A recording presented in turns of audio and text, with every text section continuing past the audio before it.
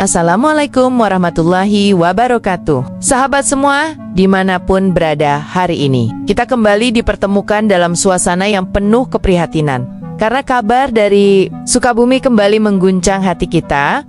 Hujan yang turun tanpa henti selama berjam-jam membuat air meluap dan banjir merendam rumah-rumah. Warga menyapu jalanan serta memutus konektivitas di beberapa wilayah. Sehingga masyarakat kini berada dalam kondisi yang sulit dan penuh kekhawatiran atas keselamatan orang-orang yang mereka cintai. Sebelum kita masuk lebih dalam ke perjalanan kisah pilu yang terjadi di Sukabumi, saya mengajak sahabat semua untuk menekan tombol like sebagai bentuk dukungan terhadap konten yang membawa kepedulian, menuliskan komentar agar kisah ini semakin banyak dijangkau oleh saudara-saudara kita, serta menekan tombol share agar video ini menyebar luas menjadi pengingat bahwa musibah yang menimpa satu daerah adalah tanggung jawab kita bersama.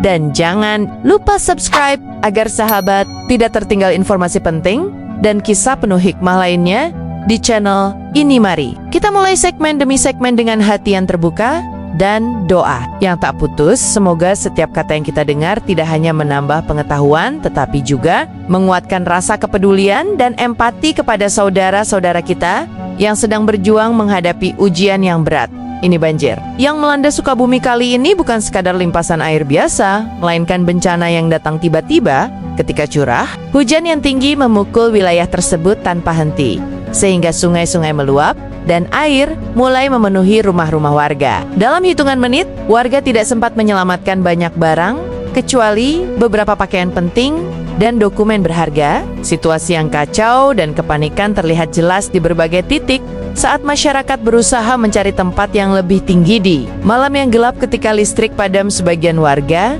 hanya mengandalkan cahaya ponsel yang semakin lama semakin redup. Sementara suara air yang bergerak cepat menyelimuti suasana seolah menghapus batas antara rumah, jalan, dan sungai. Warga yang tetap bertahan dalam rumahnya merasakan ketakutan mendalam karena air terus naik, bahkan memasuki kamar tidur dan ruang tengah yang sebelumnya mereka gunakan untuk berlindung. Kondisi ini mengingatkan kita bahwa alam memiliki kekuatan yang tidak bisa ditebak, dan bahwa selama ini mungkin kita lupa menyadari betapa berharganya waktu tenang yang kita punya sebelum sebuah bencana datang menghantam tanpa ampun. Di banyak titik warga Sukabumi harus bergulat dengan banjir yang mencapai ketinggian paha hingga dada orang dewasa. Beberapa bahkan harus menggendong anak-anak mereka sembari menembus arus air yang cukup kuat. Setiap langkah terasa berat dan setiap detik bernilai sangat tinggi, karena keselamatan benar-benar menjadi prioritas satu-satunya.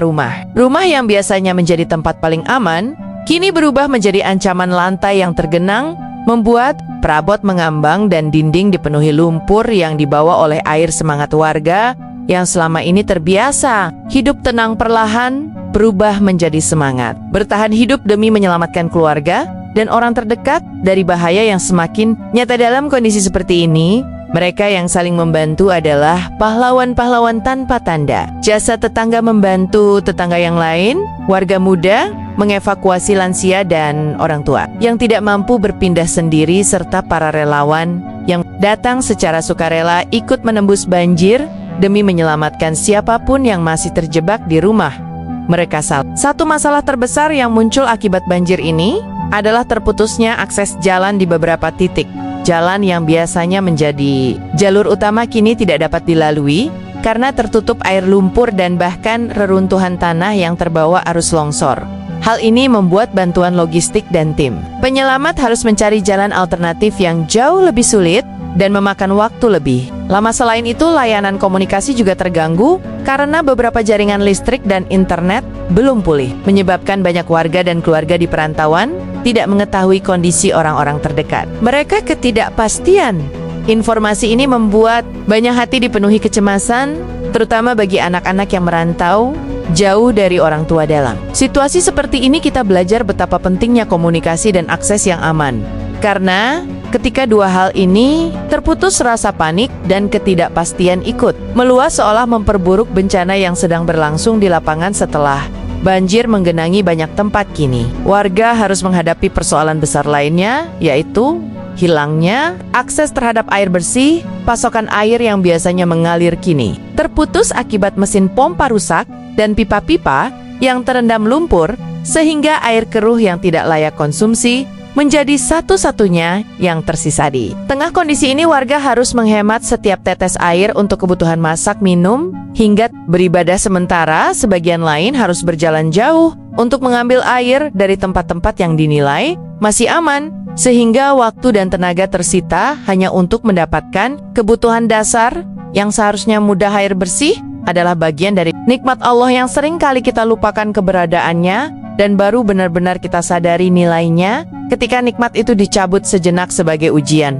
bagi hamba-hambanya setelah banjir merendam pasar dan gudang logistik di beberapa titik. Kini harga bahan pokok mengalami kenaikan yang signifikan. Cabai yang biasanya dibeli dengan harga wajar kini menembus angka Rp300.000 per kilogram, sehingga banyak masyarakat merasa terbebani untuk memenuhi kebutuhan dapur.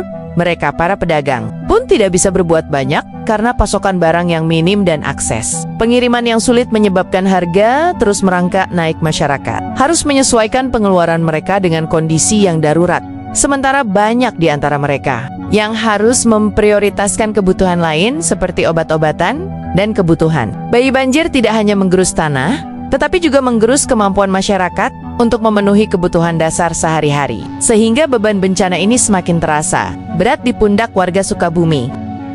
Banyak fasilitas pendidikan terpaksa menghentikan aktivitasnya, sementara ruang kelas tergenang, meja kursi berserakan, dan buku-buku pelajaran rusak basah, sehingga membuat proses belajar mengajar lumpuh total. Anak-anak yang biasanya ceria kini hanya bisa menunggu kapan mereka bisa kembali belajar seperti biasa. Aktivitas sosial masyarakat seperti kegiatan keagamaan, pertemuan komunitas, atau bahkan kegiatan ekonomi harian pun ikut terhenti. Semuanya berubah menjadi suasana darurat yang mengharuskan setiap orang fokus pada keselamatan dan pemulihan. Dalam keadaan seperti ini, kita bisa melihat betapa dalam dampak bencana bukan hanya merusak rumah, tetapi juga merenggut rutinitas dan kenyamanan hidup yang selama ini kita anggap biasa. Tengah kondisi sulit ini, kehadiran para relawan dan tim penyelamat menjadi cahaya harapan di tengah kegelapan. Mereka bekerja tanpa mengenal lelah menembus banjir yang dalam untuk mengevakuasi warga, menyediakan makanan siap saji, dan memberikan layanan medis bagi yang membutuhkan. Meski kondisi sangat terbatas, mereka adalah wujud nyata dari kasih sayang dan gotong royong sesama manusia, jembatan yang menghubungkan harapan warga yang terjebak dengan dunia luar. Setiap lampung, setiap perahu, karet, dan setiap tenaga yang diberikan menjadi bagian dari perjuangan besar melawan bencana yang datang mendadak. Dalam ujian ini kita melihat bahwa kemanusiaan masih hidup dan bergerak kuat di antara kita, bahwa Allah masih mengirimkan pertolongan melalui tangan-tangan orang baik yang datang dari berbagai penjuru musibah ini, meninggalkan luka yang mendalam di hati banyak warga, terutama anak-anak yang menyaksikan rumah mereka terendam dan suara derasnya air yang tidak pernah mereka bayangkan. Sebelumnya ketakutan masih membekas dan malam-malam mereka kini dipenuhi kecemasan. Namun di balik itu semua hadir juga harapan baru untuk membangun kembali kehidupan yang hancur. Warga mulai bergotong royong membersihkan puing-puing lumpur dan benda-benda yang hanyut sehingga perlahan pemulihan bisa dimulai. Meski tidak mudah seberat apapun ujian yang Allah berikan, pasti ada hikmah tersembunyi yang akan kita temukan ketika kita bersabar dan terus berusaha. Memperbaiki keadaan, pemerintah daerah bersama BNPB sudah menurunkan bantuan berupa logistik makanan, perahu evakuasi, serta layanan kesehatan keliling. Meski akses yang begitu sulit membuat proses ini membutuhkan waktu panjang, mereka tetap berusaha keras menjangkau warga satu persatu di wilayah yang terisolasi. Selain itu, berbagai organisasi kemanusiaan ikut memberikan bantuan berupa air bersih, pakaian selimut, dan kebutuhan bayi yang sangat dibutuhkan oleh para pengungsi. Solidaritas dari seluruh Indonesia terus mengalir, membuktikan bahwa rasa persaudaraan tidak pernah padam di hati masyarakat kita bencana. Ini menunjukkan bahwa kerjasama semua pihak sangat penting untuk memastikan setiap warga yang terdampak bisa kembali bangkit dan hidup dengan layak. Setiap musibah yang terjadi bukanlah kebetulan, melainkan cara Allah mengingatkan kita bahwa dunia ini hanyalah tempat persinggahan. Sementara kita diuji melalui kehilangan, kesulitan, dan bencana agar hati kita semakin kuat dan dekat kepadanya. Musibah banjir di Sukabumi mengajarkan kita bahwa semua yang kita miliki sejatinya hanyalah titipan yang bisa hilang dalam sekejap oleh kuasa Allah.